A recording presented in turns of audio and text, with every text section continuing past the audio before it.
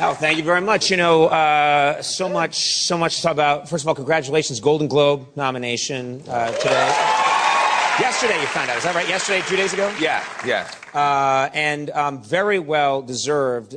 This film blew me away. And we talked about this backstage. A lot of people come here, they talk about movies, and some are good, some are not so good. We talk about them. This film's amazing. It really thank you. is. I appreciate it. The fight scenes. Let's talk about the fight scenes, because you're playing Mickey Ward, real fighter, and I was thinking about Rocky. I was thinking about Raging Bull. These movies that are cinematic and almost operatic in the way that they portray fighting.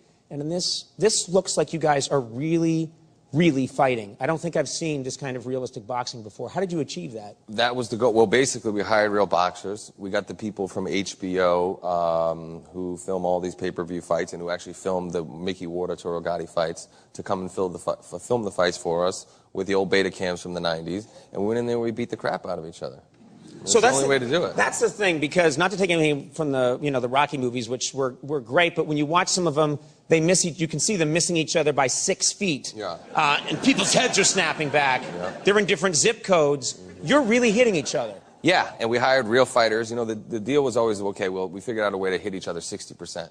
But once you hit the #3 middleweight in the world 60%, he's going to hit you 65%. And then it escalates. But we shot all of those fights in 3 days. And, you know, every other filmmaker that we talked about hiring, or, you know, people that wanted to make the movie thought there's no way you could do it in less than 30 days to shoot the fights. I'm like, what are you going to do? The people at HBO, you know, when they film a real fight, they get one take, they don't know what's going to happen, right, and they don't miss a thing. And if it's a good fight, it's the most exciting thing you've ever seen. And these fights that we were duplicating were off the charts. Yes. So we just had to go in there and make it real, and luckily nobody got that hurt. Did you get to knock people down? Oh, many times. Anytime. You seem to enjoy that. You seem happy about that. Well, because the smaller fights, especially when Mickey was making his comeback, those are all friends of mine. Like the guy who plays Hernandez is a friend of mine. He's worked with me. His name's Andy. He was my sparring partner throughout all of training. And the whole deal was you can't be in the movie unless you're going to take real shots. So 4 or 5 takes, I mean, this guy's in there. The ref was like, I think this guy has brain trauma. He's like, eyes rolling in the back of his head, but he would have kept going and going because everybody was committed to making it as realistic as possible. This has been your dream project for a very long time. Most people, when they make a fight film and they're playing someone who has to be in your condition, they get in shape for a couple of months, they shoot the movie, and then they can go eat 700 pizzas and let themselves go. You had to stay in shape for 4.5 years because it took so long to keep this. Yeah, well, I didn't plan on training for that long, but I started and the movie would fall apart. And after training 6, 7 months, it's not like, you know, riding a bike where you can just pick up where you left off. Right. If you stop, you lose all that training. So I would just continue to go in hopes that the movie would come back together, and ultimately allowed us to look the way I really wanted to look. I wanted to look like a boxer who could win the title, not an actor who, if shot right and cut the right way, could be believable to a certain extent. Right. And I was playing Mickey Ward, and he was involved in, you know, the making of the movie. They lived at my house. They trained with us. And so we wanted to make it real. And, you know, it's one thing to look like you're in shape and take your shirt off, but to look like a real boxer is a whole other ball game. And, you know, being a lefty, having to train righty, and all of those other things, I just, you know, I wanted to make it real. This is how we're different. We're different in many ways, but I would have just had my body, my head, and then CGI a different body. And it would be clearly just this amazing body and me just turning occasionally. It's exactly what I would have done. We thought about it, but, you know, the budget didn't allow for any kind of special effects or anything. I want to ask you about, I'm from Massachusetts, I know you're from Massachusetts, Lowell. Lowell is another character in this movie, the city of Lowell, and the town of Lowell, and it is just amazing. People who aren't from Massachusetts might see this film and say, people don't really talk like that. People aren't, you know, but it's a character in the movie. I know that you grew up in Dorchester. Dorchester. How does Dorchester compare to Lowell? Well, Dorchester is in your city, and Lowell's more of a suburb, but it's also a very tough place. You know, birthplace of the Industrial Revolution. Was most famous probably recent times for the documentary High on Crack Street because of the crack epidemic in Lowell.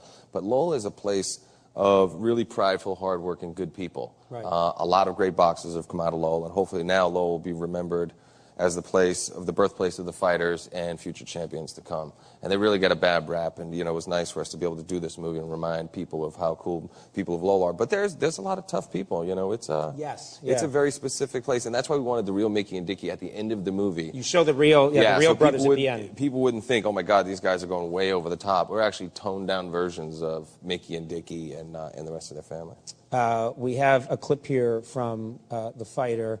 And I believe this is the scene in the bar. Is that right? Maybe you can set this up. Yeah, where I meet Amy Adams' character, Charlene, who's now Mickey's wife, and trying to convince her to give me her phone number and go out on a date with me after I look like I just worked on a road crew.